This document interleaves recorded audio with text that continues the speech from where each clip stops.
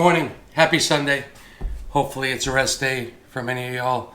I try to take it as my rest day, and it's what a difference it made for me.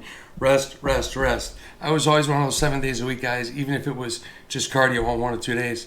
And maybe being a little older now, it's even more important to take rest days. But boy, what a difference it makes when I get back in there on Monday.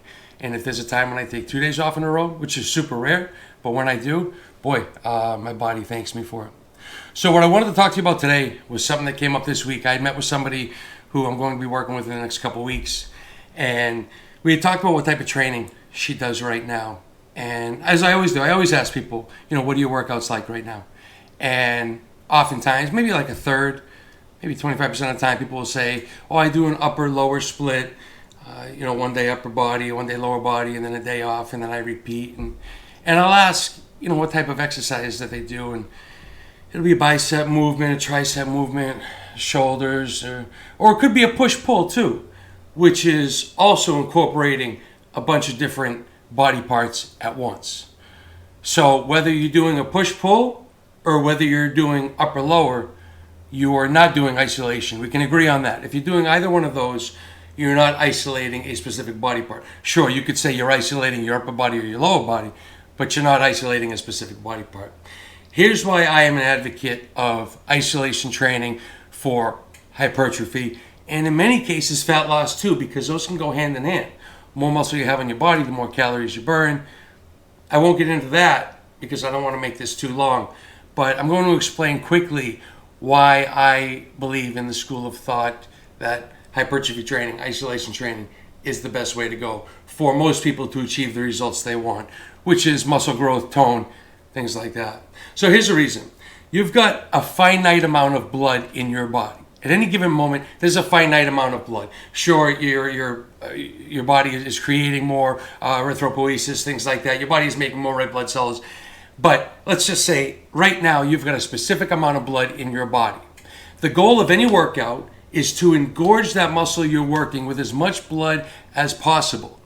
Because hopefully, if you're following a diet, whether it's put together by me, somebody else's Impact, some other great coach in the area, whoever it's put together by, the hope is that you're putting the proper nutrients in your body that's going to give you the healthiest blood possible with regard to recovery, overall replenishment, muscle repair.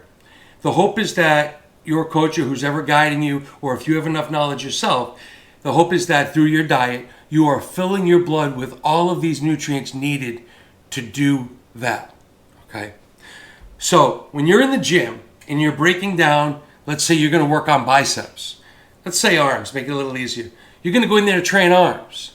So you're training biceps, triceps. This finite amount of blood is going all right here to this area. Sure, you're going to get some forearms, a little shoulders, fine. But we're talking big picture here, okay? You're going to be focusing on the arm, biceps, triceps. That muscle, those are relatively small muscles. They're going to be engorged with blood.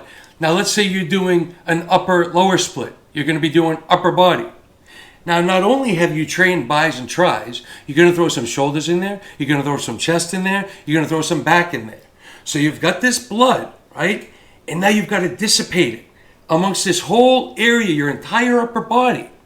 Well, if we said the purpose of the workout was to engorge that body part with as much blood as possible, then how does it make sense to take that amount of blood and now spread it across the body, across at least the upper body, where you're not going to get as high a concentration of those nutrients that you need at that time? You're looking for, repair, again, growth, also known as hypertrophy. You're not going to be able to get those when you're not engorging that muscle group with as much blood as possible. So people who go in and train total body, you're taking that blood and you're spreading it across your entire body.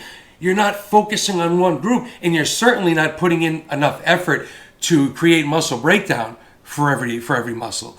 You think somebody can go in there and break down their calves, their hamstrings, their quads, their biceps, triceps, chest? It's impossible to do. You'd never be able to recover from it, and you'd be in there for 5 hours. That's not to say people aren't in there for 5 hours, but you guys know I'm all about efficiency, efficient training. My whole life I've been seeing people spending hours a day in the gym, years and years. And like I went in, I run into them for a while, and then I will, and they look the same, yet they've been training. They've been doing the same exact thing, because it often comes down to form and your training split, how you're training. That's not to say that there isn't a place for upper body, lower body splits, push-pull. There's a time and a place for that. Pretty rare occasion, but there is a time and a place. I can't say I'm totally against it, but for people who are trying to build muscle, that's the way to go, is hypertrophy training, isolation training. Have an arm day, have a shoulder day. If you're fortunate enough to be able to get in there 6-7 days a week, then split up your leg. Have a hamstring dominant leg day, have a quad dominant leg day, things like that. There's a lot you can do, and it doesn't have to be arms and then shoulders. I'm not really averse to combining shoulders with chest. That's still a relatively same area, but you don't want to be spreading that finite amount of blood across such a wide space. So that's what I got for you today. Merry Christmas, guys, for that free tip. I'm always happy to answer one-off questions. I know a lot of you grab me in the gym, ask me here and there. I don't mind that. I love that. I love what I do.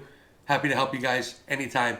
Hope you all having a great Sunday. I look forward to seeing you all this week in preparation for the holiday. Love Christmas. Love what it represents. Keep it real, guys. You have a great day. I'll see you.